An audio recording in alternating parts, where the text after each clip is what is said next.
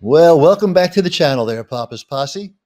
Once again, it's time for Papa's comic books, coffee, and more. Hey there, Papa's Posse. Don't forget about that QR code. Take you to my eBay, YouTube, and Instagram page.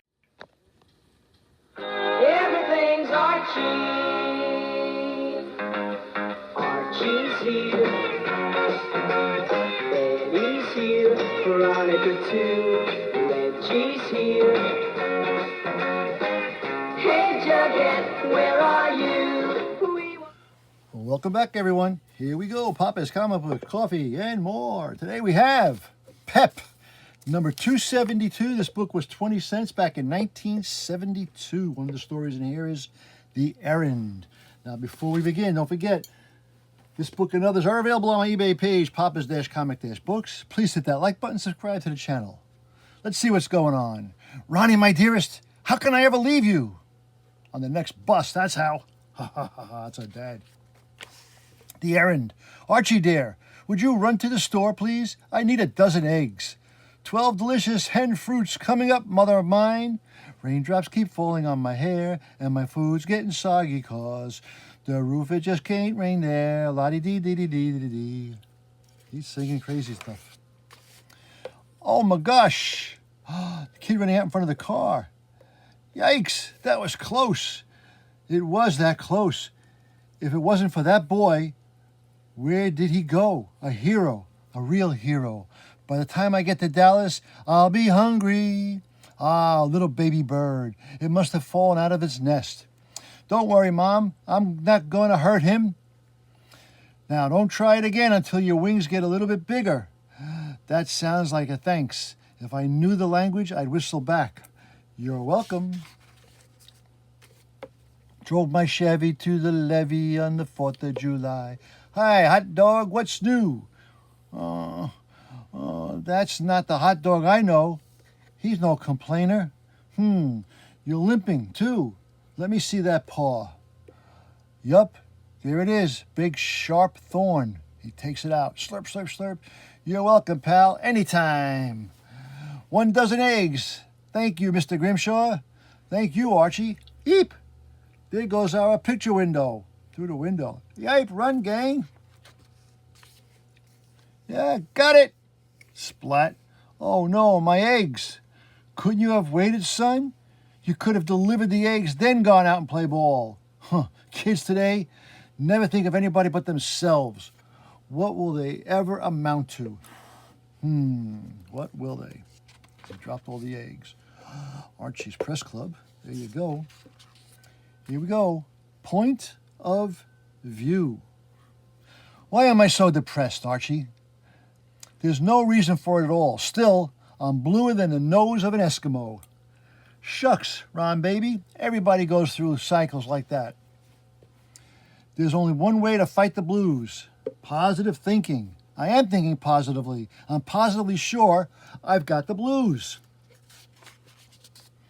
No. You've got to kid yourself. It's a sort of do-it-yourself brainwash. I don't think I understand. There's 1,000 ways to do it. Look, see that stone? It's kind of pretty, right? Well, it's no diamond. You chuck it away, right? What else? If I was depressed, I'd tell myself this was a lucky magic stone, which I was fated to find. That's nonsense. I would convince myself that the owner of this lucky magic stone was destined for great luck and happiness. He's listening. Uh-oh. But you know you're just making it all up. Sure. But you talk to yourself into depression. Why can't you talk yourself out of depression? You got to have faith. Believe this lucky stone has magic powers. You feel great in no time. Hey, huh? Did you hay me? Yeah, I hayed you, you crook. Man, you got to sink pretty low to swipe a guy's lucky rock. You're kidding. I don't kid about my lucky rock, man. Since you swiped it, I've had nothing but trouble. But you ought to be ashamed of yourself, guy. Anybody who steal a lucky rock would kick his own mother. Now listen. I don't listen to your kind, you low-down lucky rock stealer, you. Hey, push him. Hey, cutie, you want to have a pizza with a real man? Well, I heard that whole thing. You've gone bananas, man, with your stupid ideas. Lucky rock, sheesh, look at you. What are you talking about? It worked. Didn't you hear him? He said it was his rock. I'd say it brought him plenty of luck. Terrific 10. What is this, about Saturday morning cartoons? We're not going to read this one. Here we go. The competitors. I'm going to take Ronnie to the beach today. Not if I ask her first, you're not. Let's face it, I'm a much more interesting date than you are. That doesn't matter, Reg. What matters is that I asked her yesterday, so that proves I'm more interesting than you. But you can't even ride a surfboard. You can't do anything athletically. I can, so I'll challenge you to a surfboard race any day, big mouth. Who, you? Old Wipeout Andrews wants to challenge the Great One? Surely. You jest. What's going on, fellas? Are we having another disagreement again? Not me, Ronnie. I'm just trying to show this pinhead here the facts that I'm a much better all-around person than he is. Are you sure you want to go with a loser to the beach instead of with a winner like me? Sorry, Reg, but Archie asked me first, so he's way ahead of you on some things. Okay, so he beat me to this time, but every dog has his day. That's what I like about you, Reg. You're so competitive. You know, Jug, I hate to say this, but that's what's wrong with the world today. What is, Reg? Everybody is so competitive all the time. It's like a sickness in all of us. Not in me, it isn't.